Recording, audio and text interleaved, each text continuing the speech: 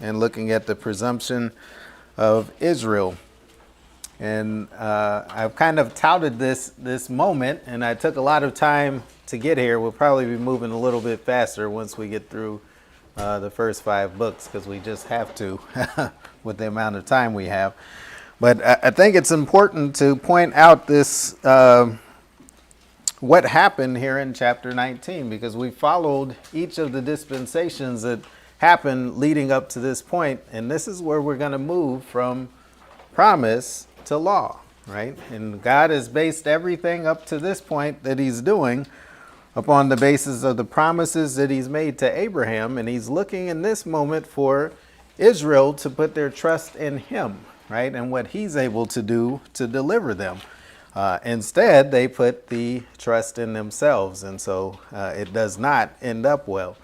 I can't remember last week if we went through this whole context, but it doesn't hurt to do it again. We'll pick it up in verse 1 of chapter 19. Of what? Exodus. Page on this thing. 13, yes. You're too far ahead. And in verse 1 it says, "In the 3rd month, when the children of Israel were gone forth out of the land of Egypt, the same day came they into the wilderness of Sinai, for they were departed from Rephidim, and were come to the desert of Sinai, and had pitched in the wilderness, and there Israel camped before the mount. And Moses went up unto God, and the Lord called unto him out of the mountain, saying, Thus shalt thou say to the house of Jacob, and tell the children of Israel, You have seen what I did unto the Egyptians, and how I bare you up on eagle's wings, and brought you unto myself. Now therefore, if you will obey my voice indeed, and keep my covenant, then you shall be a peculiar treasure unto me above all people, for all the earth is mine, and you shall be unto me a kingdom of priests and an holy nation. These are the words which thou shalt speak unto the children of Israel." Now notice in verse, what was it, verse 5 there, he said, remember my covenant, right? The promises that God has made to them through Abraham. And they are looking at what they can complete on their own. In verse 6 it says, or verse 7 it says, "And Moses came and called the elders of the people, and laid before their face all the words which the Lord commanded him. And all the people answered together and said, All that the Lord has spoken, we will do. And Moses returned the words of all, or of the people unto the Lord. And the Lord said unto Moses, Lo, I come unto thee in the thick of the cloud, that the people may hear when I speak with thee, and believe thee forever. And Moses told the words of the people unto the Lord." And so you see here, there starts to be separation. And in this, you see the giving of the law, right? Now, if this were the fulfillment of what was supposed to happen, they would have received the land and all the promises regarding the land. But you don't see that here, right? You see the start of law. You see it moving into something very different than what God designed. And so in verses 9 through 12, you see the preparation for the giving of the law. And so all of those verses we were just reading there after verse 9, you see the separation in the giving of the law. You see the stipulation in the giving of the law, and you see the anticipation for the giving of the law, and finally the impartation of the law. And so going on from there, one of the other big themes, and these are what we were looking at, I should have introduced that at the start, is the idolatry of Israel. Now, it's very interesting here in this chapter. What have they just said? All that God has said to do, we will do it. Get down 13 verses or chapters later, what are they doing? Build me a calf, right? We want to serve gods like we did back in Egypt. Oh, the good old days back there in Egypt. Go to chapter 32 and verse 1, and we'll look at this. And keep fresh in your minds what they had just said. All that God has said to do, we will do.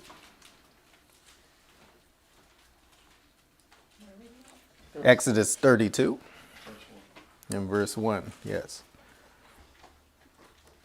Yeah, you're on top of it there, Brother Rick. And in verse 1 it says, and when the people saw that Moses delayed to come down out of the mount, the people gathered themselves together unto Aaron and said unto him, up, make us gods, which shall go before us. For as for this Moses, the man that brought us up out of the land of Egypt, we wot not what has become of him. So it didn't take him long to be on this mountain, right? And they say what? We don't know where this guy is going. We're going to go and serve these false gods. Here's this. This seems like a good idea. In verse 2, and it says, and Aaron said unto them, break off the golden earrings, which are in your ears, or in the ears of your wives and of your sons and of your daughters, and bring them unto me. And all the people brake off their golden earrings, which were in their ears, and brought them unto Aaron. And he received them at their hand, and fashioned it with a graving tool, after he had made it a molten calf. And they said, these be thy gods, O Israel, which brought thee out of the land of Egypt. And so here, really, if you look back at what God did in Egypt, it should have stood as a testament over all time of his power, right? And we talked about it as we were going through. The very defeat of Egypt was not specific to just the defeat of Egypt. It was a defeat, a thorough defeat over the gods that they served as well. And here, what are they doing? They're turning back to the gods of Egypt after they just said, all that God has said to do, we will do, right? And so this is very problematic. One of the bigger themes you see throughout this book. Now, continuing on, we see the deliverance of Israel from Egypt in chapters 1 through 18. And so the detail of that, you see the rise of Moses in 1:1 through 3:22, the bondage of Israel in chapters 1 through 22, the Egyptian life of Moses in 2:1 and 25, and we're at the top of page 14. The encounter of Moses with the burning bush, again in 3:1 through 22. The return of Moses to Egypt again in 4:1, and then the giving of the law. And so you see a big jump there. Whoa, I missed some verses in my notes there. Oh, no, that's not the outline. So it's not meant to be that way. And so the giving of the law we saw there in chapter 19. Through 24, and so all the elements of that. And again, we're going to have to skip through some of this material kind of fast, so you guys have to bear with me here. But the instructions for the tabernacle are seen in chapters 25 through 40 and 38, and so within that, the physical layout of the tabernacle, as well as the instructions for the priests, down to their very garments that they were supposed to wear and all of the services that they perform. You see the execution or the interruption of the instructions that are given in chapter 32, and then the execution of God's instruction in 35 through 40 and 38. And so that's really a good part of the book of Exodus, but really the big part of the focus there is chapter 19, right? Before chapter 19, you see the life of Moses leading up to this delivery out of Egypt. And after that, you see the giving of the law. But the seminal moment is chapter 19 and everything that happens there. All right. And so we move on. That's another book down. We're on to the book of Leviticus. And so Leviticus, the author of the book is, of course, Moses. You got it. The purpose of the book is the establishment of the persons responsible for the priestly service, the establishment of the order for priestly service, and the establishment of the offerings for priestly service. And so as you think of Leviticus, you might think of the tribe of Israel, Levi, right? And so that is where it comes from.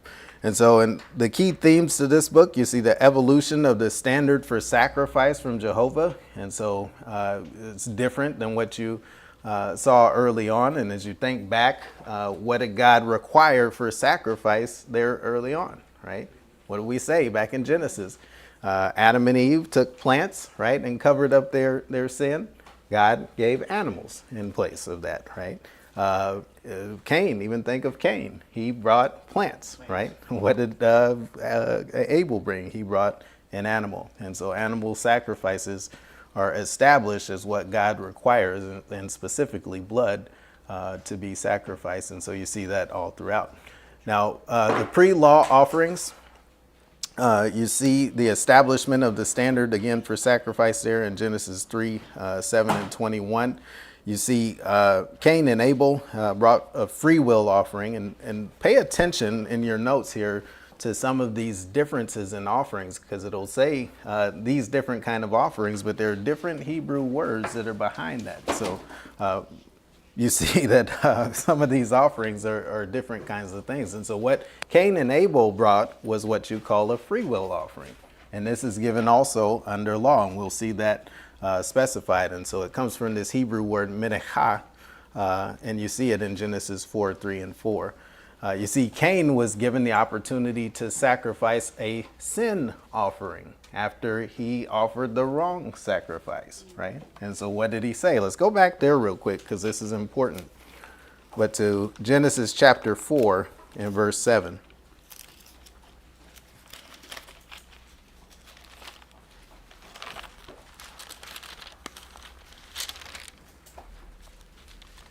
Genesis chapter 4 and verse 7.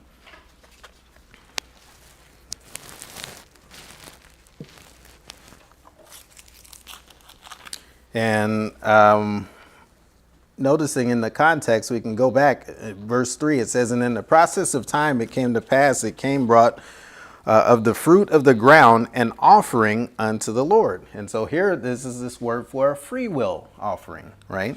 In verse 4, it says, and Abel, he also brought of the firstlings of the flock and of the fat thereof. And the Lord had respect, or he looked upon Abel's offering and his offering. But unto Cain and to his offering he had not respect.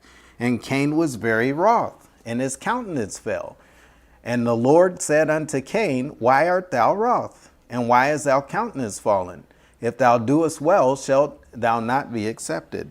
If thou doest not well, sin lieth at the door, and unto thee shall be his desire, and thou shalt rule over him. And so he had the opportunity, when he was giving a free will offering, to offer correctly, right? And he didn't. And so what did God do? He provided him a sin offering for him to offer in place of the one he had offered before. And so you see this again prior to law, but it kind of sets up what you will end up seeing under law. Is you have free will offerings, and you have some that are required under law, but all of them again related to blood. Now, the offering of burnt sacrifices we see is a different kind of offering, and this comes from the Hebrew word olah, and we won't go to all of the places for this, but Noah gave offerings of this type after the flood in Genesis chapter 8 and verse 20. You see Abraham sacrificed a ram in the place of his son in this kind of a burnt sacrifice in Genesis chapter 22 and verse 13. And Jethro, Moses' father-in-law, gave offerings to God after the deliverance of Israel in Exodus 18 and verse 12. Now Jacob offered a drink offering, and this is a different kind of offering, a nesek in Bethel in Genesis chapter 35 and verse 14. Now why do I go to all of these different kind of offerings?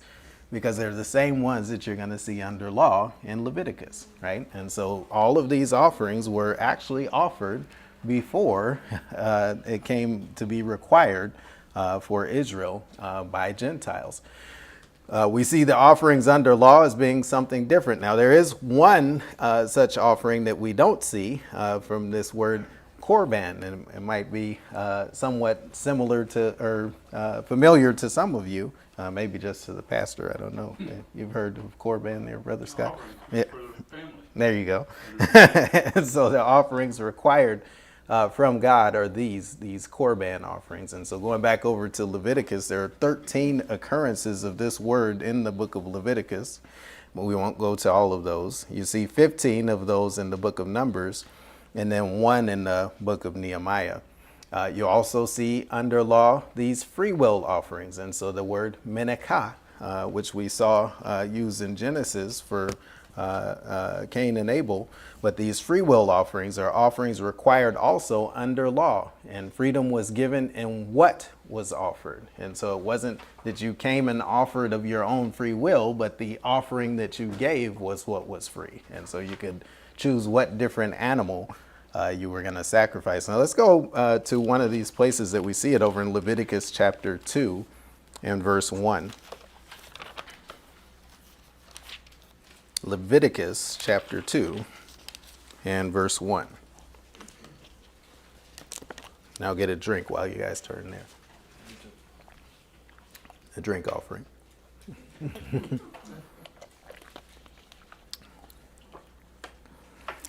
And in verse 1 of chapter 2, it says, "And when any will offer a meat offering unto the Lord, his offering shall be of fine flour, and he shall pour oil upon it, and frankincense thereon. And he shall bring it to Aaron's son, the priest, and he shall take thereout his handful of flour thereof, and of the oil thereof, with all the frankincense thereof. And the priest shall burn the memorial of it upon the altar to be an offering made by fire and of sweet savor unto the Lord." And so you see that there. And the same word is also used in verses 4, 6, and 15. But we also see it's offered by, again, the Aaronic priesthood in Leviticus chapter 6 and verse 20. We won't go there. It's a similar kind of context. But you see it's also offered in purification process for lepers in Leviticus chapter 14 and verse 10. Let's go there to Leviticus chapter 14 and verse 10.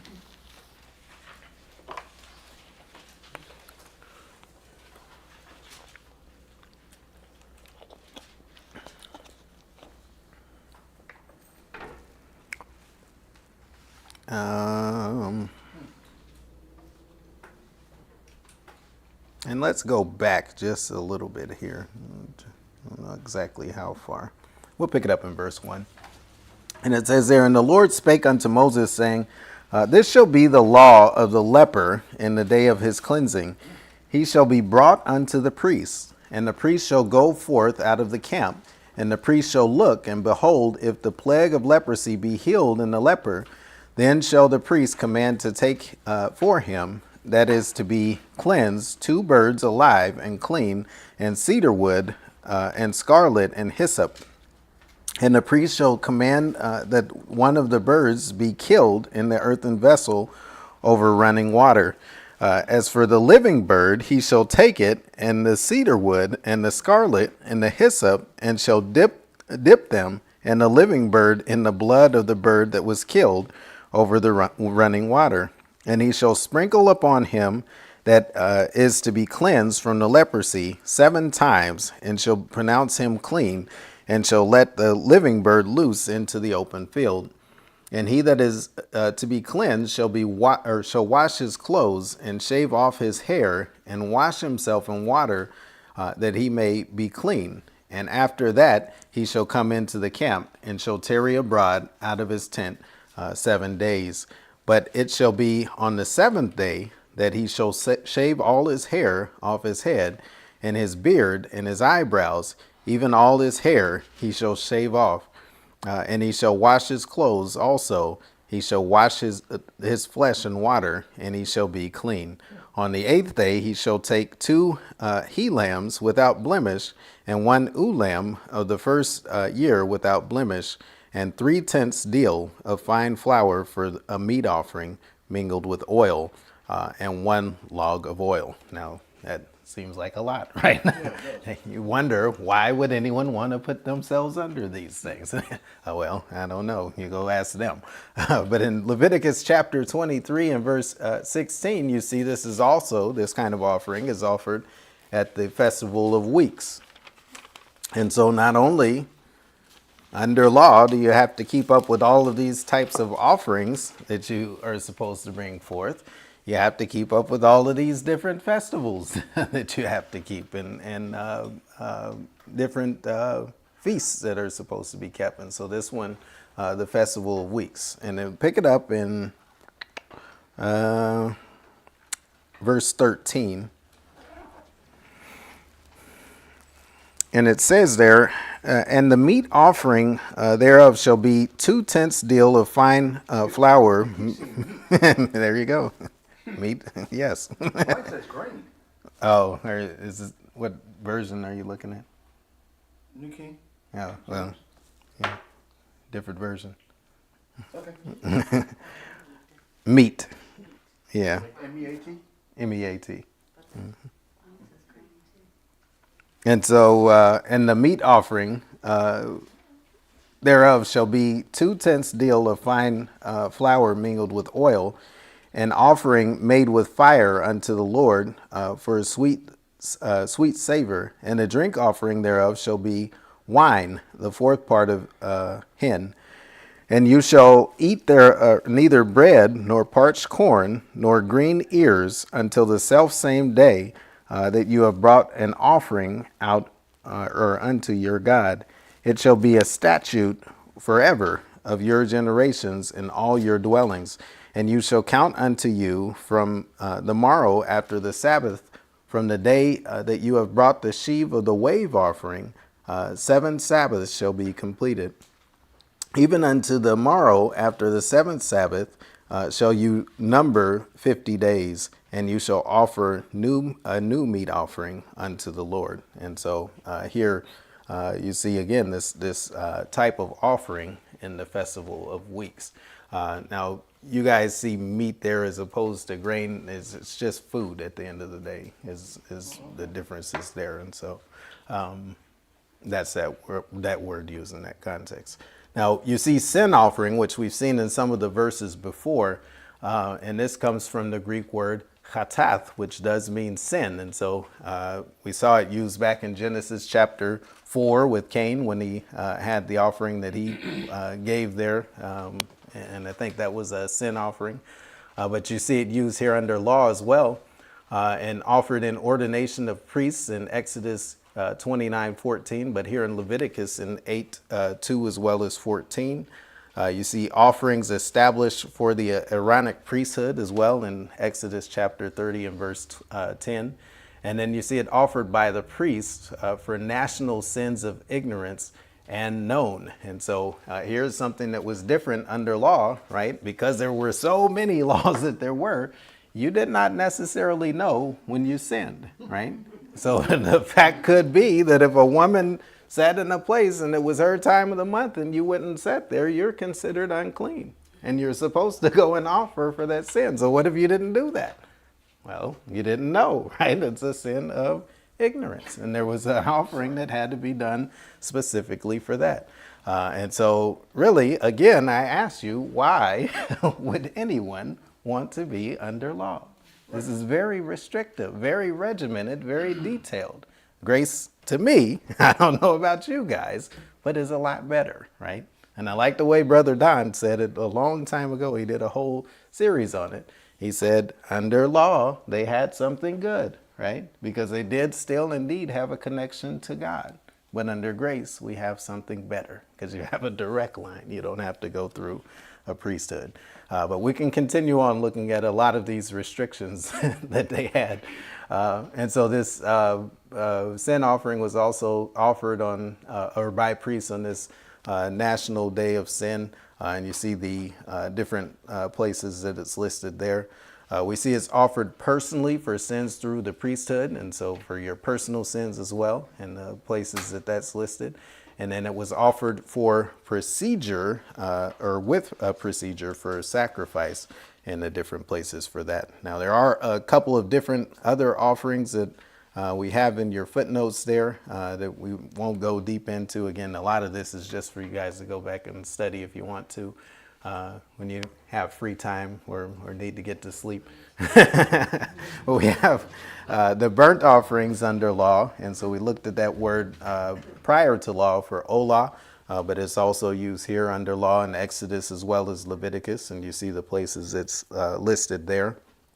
And then drink offerings, this word for nesek. Again, we saw this prior to law with Noah.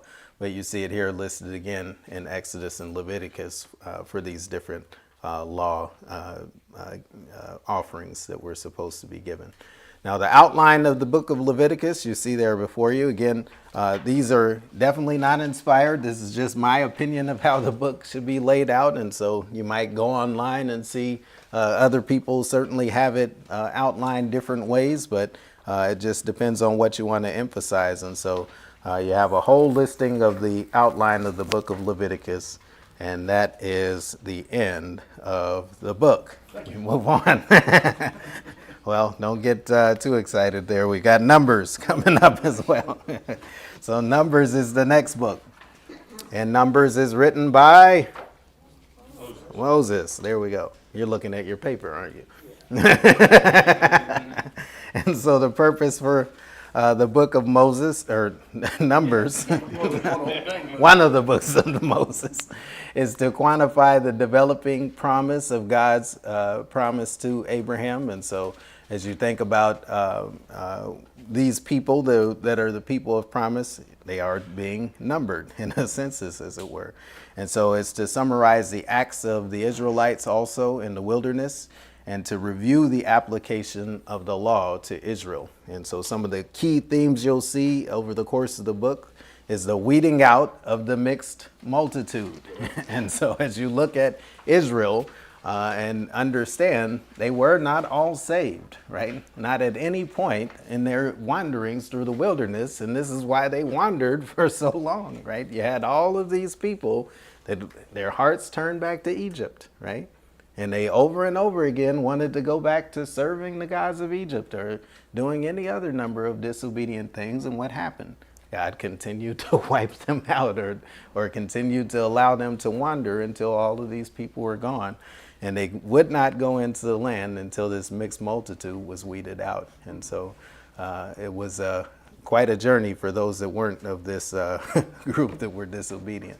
Top of page 18, you see the act and manner of the numbering of Israel. They were numbered by tribe, by father's household, by gender, by age, by commandment of God, and by military service capability. And so those are all bases for the numbering of the people of Israel. We see the numbering and roll of the Aaronic line, and so even down to the priesthood, they were numbered, and then the numbering of the and roll of the Levites in this as well in chapter 3 and verse 5. You see the vow of the Nazarite, and this is something that's interesting. Let's go to that in Numbers chapter 6 and verse 1, because you see it pop up a couple times later in Scripture. But Numbers chapter 6 and verse 1.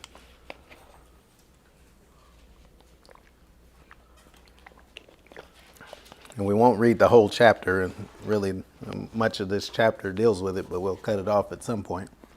But in verse 1 it says, "And the Lord spake unto Moses, saying, Speak unto the children of Israel, and say unto them, when either man or woman shall separate themselves to vow a vow of a Nazarite, to separate themselves unto the Lord, he shall separate himself from wine and strong drink, and shall drink no vinegar of wine and vinegar of strong drink, neither shall he drink any liquor of grapes, nor eat moist, that word, grapes or dried. All the days of his separation shall he eat nothing that is made of the vine tree, from the kernels even to the husk. All the days of the vow of his separation, there shall be no razor come upon his head, until the days be fulfilled in which he separated himself unto the Lord. He shall be holy, and shall let the locks of his hair of his head grow.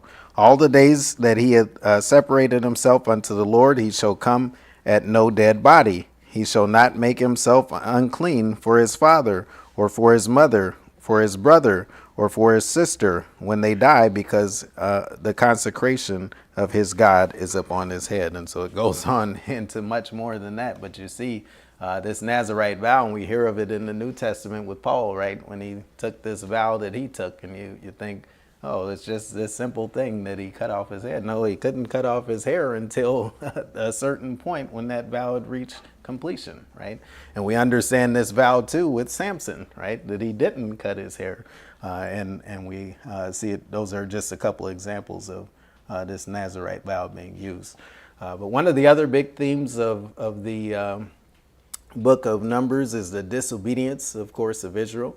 And so we talked about it a little bit there before, but you see the jealousy of Miriam and Aaron over their brother Moses in chapter 12 and verse 1. You see the fear of the people to take the land. And so God tells them by faith to go in and take the land. And what do they say? We can't do it, right? And this is part of the disobedience of Israel. You see the murmuring of the people against Moses in chapter 14 and verse 1.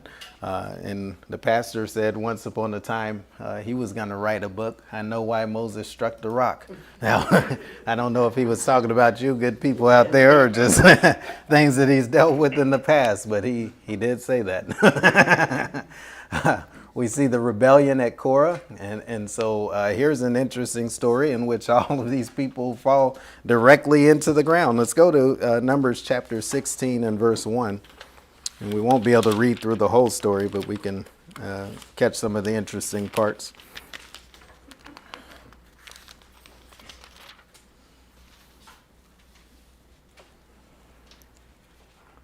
Numbers chapter 16 and verse 1. And there it says, Now Korah, the son of Izhar, the son of Kohath, the son of Levi, and Dathan, and Abiram, the son of Eliab, and On, and the son of Peleth, the son of Reuben, took men.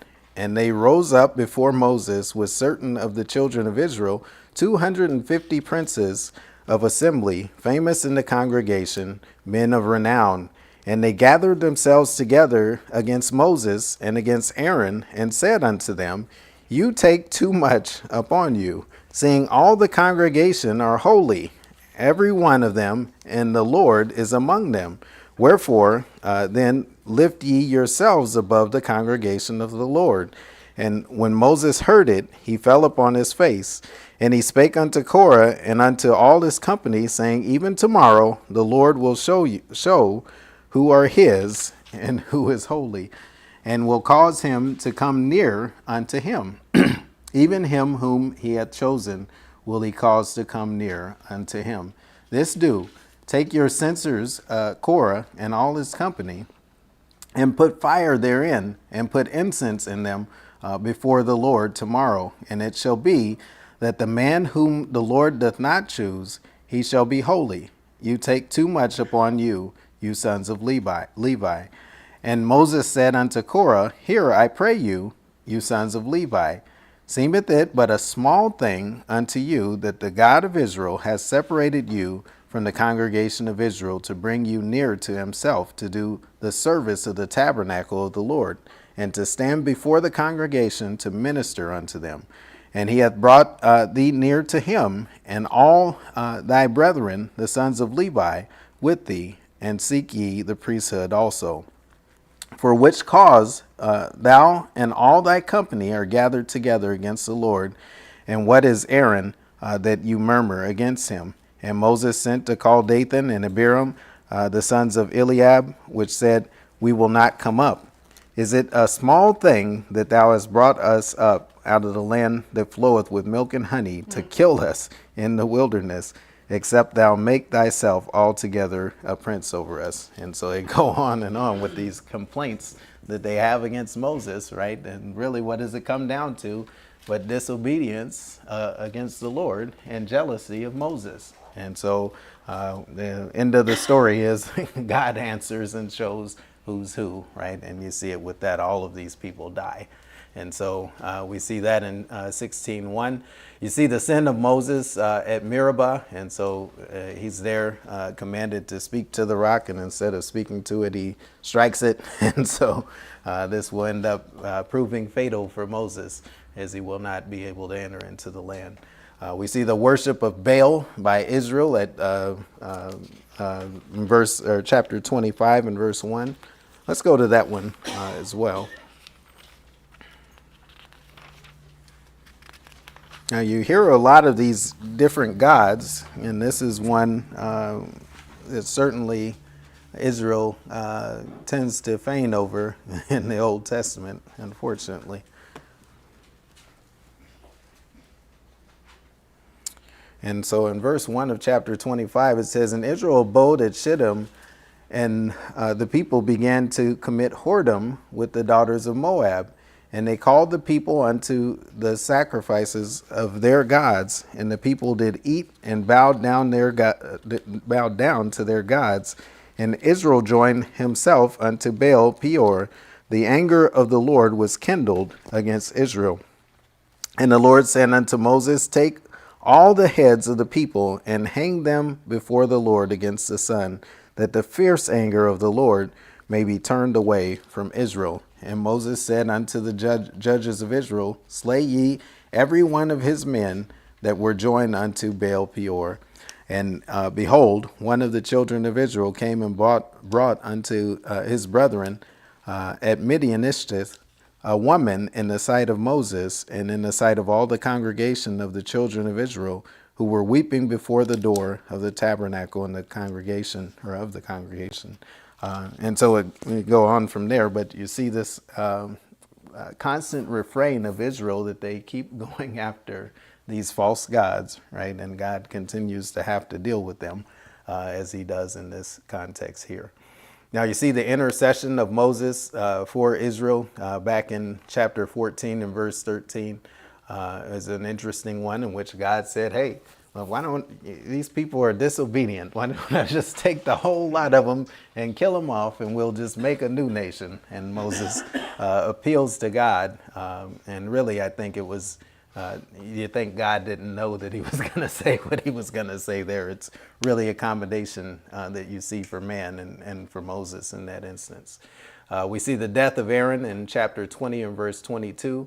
The encounter with Balaam, and so Balaam and the donkey in chapter 22 and verse 1. You see the appointment of Joshua as Moses' successor in chapter 27 and verse 12. You see the different feasts that are kept, and so the Passover feast, the Feast of the First Fruits, the Feast of Trumpets, the Day of Atonement, the Feast of Booths, all mentioned in chapters 28 through 29. And then you see the allotment of land and the way it's supposed to be dispersed when they go into the land in chapter 34. Now, we also see the outline of the book of Numbers there. And so, again, we don't have to go very deeply into that. But it's there for you guys if you want to go back at any time and study through it. You have a kind of an outline of what it looks like there. Going to Deuteronomy. And this is the last book of the law. Who wrote it? Okay. I was just checking.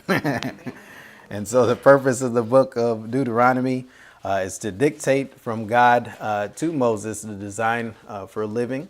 And really that word for Deuteronomy, Deutero, nomos, second giving of the law. And so it's to reestablish the giving of the law again. To those that were born new, basically, into Israel. And so to prepare these people for the life and standard in the land, to reinforce the original provided law, and to introduce the law to this new generation. The key themes that you see in the book is the renewal of the covenant made at Sinai. And so after Israel's disobedience, you see the personalization of Jehovah as the God of Israel. You see the distinctiveness of Jehovah from others, and so there are no other gods like him, right? You would think they would know this. Now, it is interesting that as you have new people that are coming into this generation, and think forward all the way into the millennial kingdom, what do we always say is the trouble of the millennial kingdom? Those that are going in, they have the law written on their hearts. They all know it very well, and so they're not going to have a lot of trouble with it. But unfortunately, they still have a Vipers and diapers. vipers and diapers. There you go. The kids, right? The ones that come after them. And so these new ones that were even born into Israel, of these next generations, they didn't get to see all of this great stuff that God did, right? Even though they still get to partake in some of the things he's doing now, they only hear, right, of these things that he did in Egypt. And as you know, with the young people now, I think the generations are passing faster and faster, because even the generation I think that's behind me, They think of people like us as thinking they don't know how to think right? See, we know something different that these guys didn't know, right? Yeah. I think it's, what did they used to say? A generation is like 20 years. I think for these kids, it's like 10 years. It's like a mile between each generation. They're nothing like each other. And so that's nothing new, and there's nothing new under the sun. Younger people are always, right? I've gotten old, yes. Got gray in my beard. Younger people are always going to think that the older people, they don't know what they're talking about, right? Or we know something new today that they couldn't have known back then. And so this was nothing different during this time. And so this is a lot of the reason for this second giving of the law as well. We see the prophecy of the prophet to come, and the pastor spoke of this in the first hour there in Deuteronomy chapter 18 and verse 15. Let's go to that one really quickly. Deuteronomy chapter 18 and verse 15.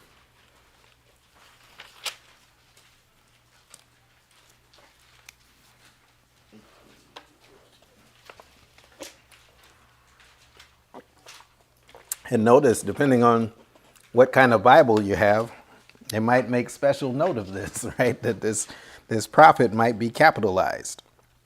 But here in verse 15, it says, "The Lord thy God will raise up unto thee a prophet from the midst of thee, and of thy brethren like unto me, and unto him you shall hearken," or you shall listen, "according to all that thou desirest of the Lord thy God in Horeb in the day of assembly, saying, Let me not hear again the voice of the Lord my God, neither let me see this great fire any more, that I die not. And the Lord said unto me, they have well spoken that which they have spoken.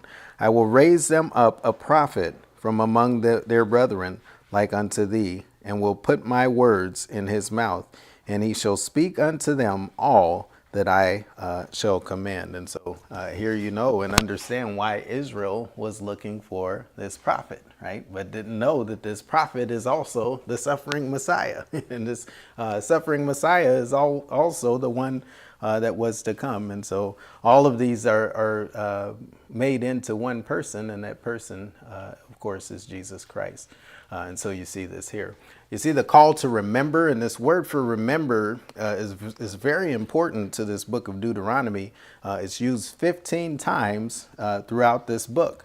And so you see he's tells them to remember his deliverance of them out of Egypt several times, right? And so look back, remember how I delivered you with a mighty hand out of Egypt. And he's not just making stuff up there. It was a mighty delivery. In chapter 8, you see his leading of Israel into the wilderness, or through the wilderness. And so he tells them, remember, right? Remember how I've led you. Remember specifically that I fed you with bread from heaven, and that I caused a rock to give you water. And so they had every provision that they needed from God. He goes on later in that same chapter to tell them again, remember his provision. And he tells them to remember his provocation, or the provocation from Israel. And so how they provoked him in the desert.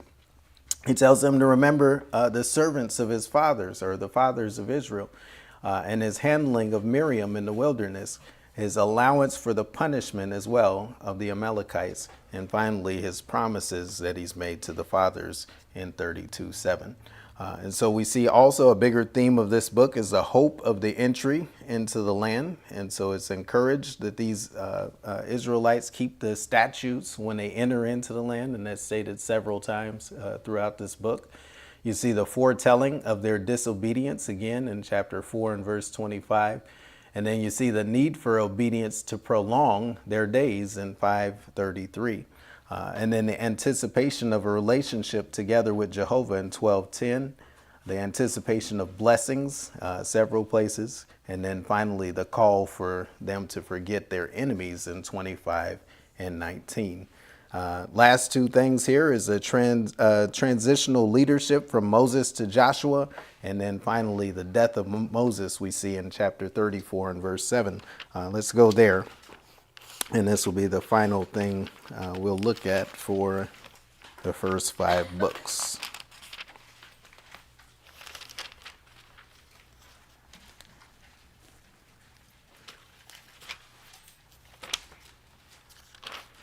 Now remember, back in chapter 4, I believe, in verse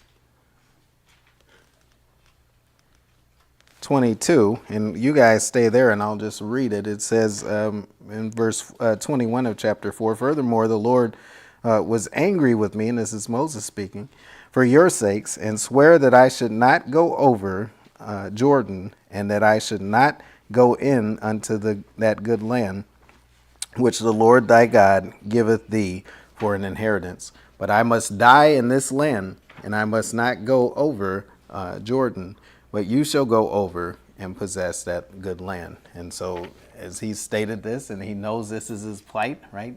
What a terrible thing that you know this land is lying ahead of you, and all that God has promised is right there, and you'll never see it, right? That's as close as you'll get. But Moses does end up dying in chapter 34 and verse 7. And pick it up in verse 1. It says there, and Moses went up from the plains of Moab unto the mountain of Nebo, to the top of Pisgah, that is over against Jericho. And the Lord showed him all the land of Gilead unto Dan, and all of Naphtali, and the land of Ephraim and Manasseh, and all the land of Judah unto the utmost sea, and the south and the plain of the valley of Jericho, the city of the palm trees, unto Zoar. And the Lord said unto him, this is a land which I swear unto Abraham, unto Isaac, and unto Jacob, saying, I will give it unto thy seed. I have caused thee to see it with thine own eyes, but thou shalt not go over thither. So Moses, the servant of the Lord, died in the land of Moab, according to the word of the Lord. And he buried him in a valley in the land of Moab, over against Beth Peor. But no man knoweth of his sepulchre unto this day. And Moses was 120 years old when he died. His eye was not dim, nor his natural force abated. And so you see of Moses a unfortunate thing, right? That when you disobey the Lord, you don't get to partake in all of the promises. But he did get to see that the children of Israel would go in. And so just like with the other books, you have an outline there of the book of Deuteronomy, pretty full. But we'll come back next week and start with the prophets. And we're out of the law, right? No more law. And we'll start with Joshua. All right. That was the last page we had. Yeah, it was by design. I'll give you the next ones. I'm pretty much finished with the notes, but I have a couple alterations to make, and then I'll just hand you out all the rest of them. All right, questions?